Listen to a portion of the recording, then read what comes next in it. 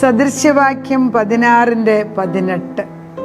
നാശത്തിന് മുൻപേ ഗർവം, വീഴ്ചയ്ക്ക് മുൻപേ ഉന്നത ഭാവം. ഇംഗ്ലീഷിൽ ഇങ്ങനെയാണ് വായിക്കുന്നത്: pride goes before destruction, a haughty spirit before a fall. നാശത്തിന് മുമ്പേ ഗർവമുള്ള, ഗർവമുള്ള സ്വഭാവം അത് അഹങ്കാരമാണ്. അതായത് ഞാൻ തന്നെ എൻ്റെ എന്നുള്ളത് ബോസ്റ്റിംഗ് ആണ്. അങ്ങനെയുള്ളവരെ നമുക്ക് ഒരു തരത്തിലും പഠിപ്പിച്ചെടുക്കാനൊക്കത്തില്ല.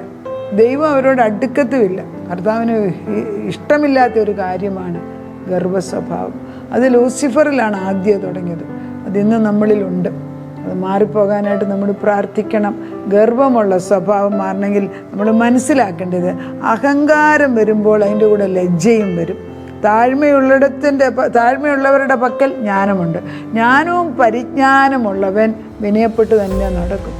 അതുകൊണ്ടാണ് മൗനം വിദ്വാന് ഭൂഷണം എന്ന് പറയും. അവർ പലതും കേൾക്കും, പക്ഷെ അവർ ഉള്ളിൽ സംഗ്രഹിക്കും.